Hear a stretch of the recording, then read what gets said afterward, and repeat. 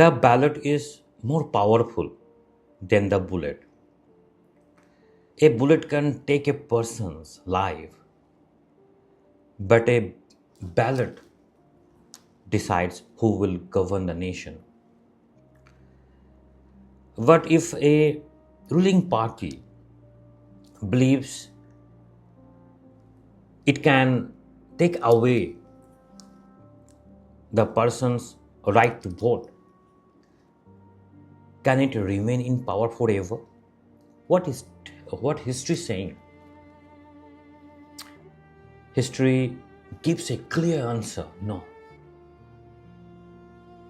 You may capture ballot box or manipulate an election and win temporarily. But in the end, you will lose your greatest asset, that is political legitimacy.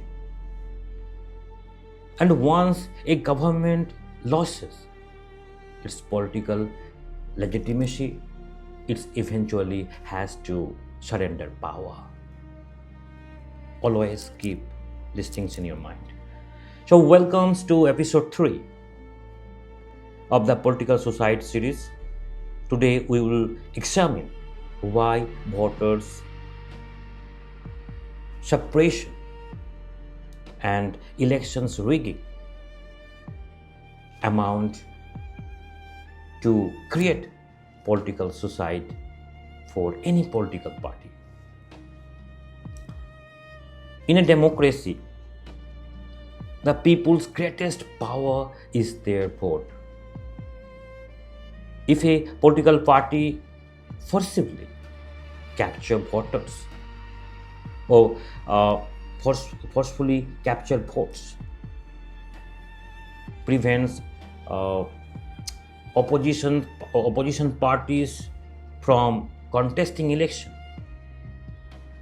or undermine the electoral process, it risks internationally isolation and loses its democratic legitimacy at home, leading to survive political decline.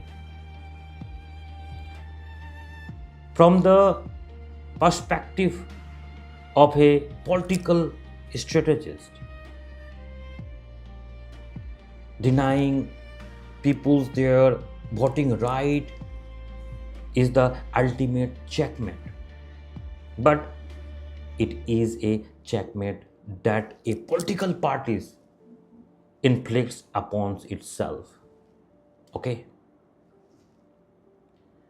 When ordinary citizen cannot cast their votes freely and peacefully, they begins to feel that they are no longer equal participations in a democracy nation.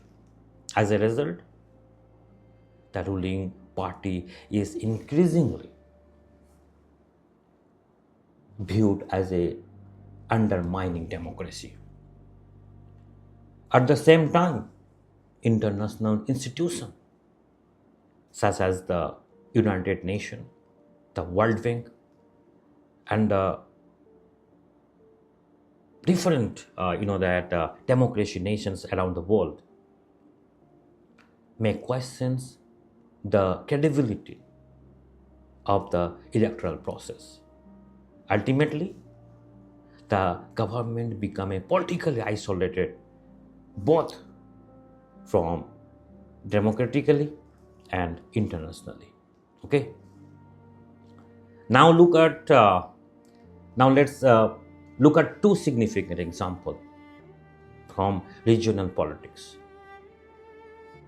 If we're talking about in West Bengal 2018 Panchayat elections, we have seen and some news channels have reported on it. If I'm talking about Vidhan Sabha elections, assembly elections in 2026, we have seen same thing, that different reporters has covered this issue. If I'm talking about Jammu and Kashmir, 1987 assembly elections, we have seen same thing.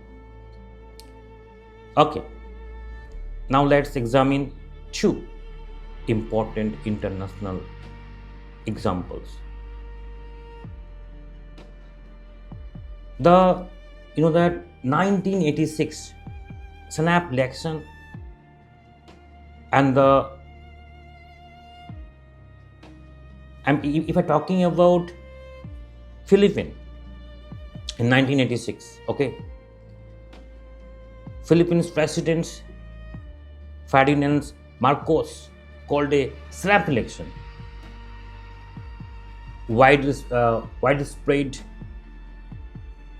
allegations of elections fraud emerged that time, and during the vote counting process, several election workers party walked out in protest. This event sparked the historic People's Power revolutions. Millions of citizens took to the street, and Marcos was ultimately forced to flee to the country. If I'm talking about Serbia, same thing we have seen. After losing the 2000 presidential election, Serbia President Slobodan Milosevic attempted to reject the result and cling to power.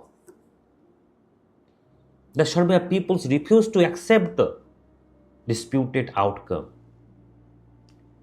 Workers, students, teachers, and ordinary citizens united in massive nation-wide protest. The demonstrations culminated in the famous bulldozer revolutions, forcing Milosevic to step down. So, therefore, for those who are currently in power or aspire to enter politics, here are three important strategic lessons. Always keep it in mind.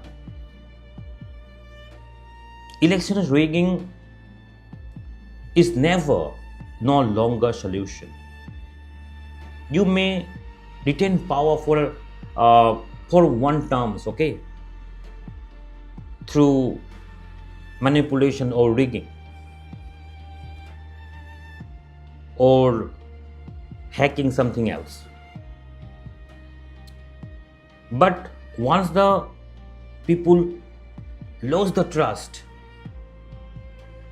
the power can collapse like a house of cards. Always remember. Second, never fear a stronger opposition. It's a part of the democracy. Preventing opposition parties from contesting election and winning and opposed does not demonstrate strength. It's often signal political insecurity. Okay. Third, protect the independence of the election commission. When confidence in a country's electoral system weakened, it affects not only democracy but also the nation's economy, stability, and international credibility. Okay, always 3 points keeping in mind. Those are sitting in ruling power. Always give all 3 things to mind. In a democracy, ruling party and opposition should work together. Otherwise, very dangerous you will see. And I have give lots of example. So in the next episode of the Political Suicide series, we will explain or we'll explore another crucial issue that has shaped the rise and fall of government throughout the history. What are your thoughts on today's analysis? Do you believe that free and fair elections are the most essential foundation of a strong democracy? Share your opinion in the comment below. If you found this video valuable, please like it and subscribe to the channel for more political for more video and strategic insight you'll find out. Okay, see you in the next episode. Thank you. Jai Hind.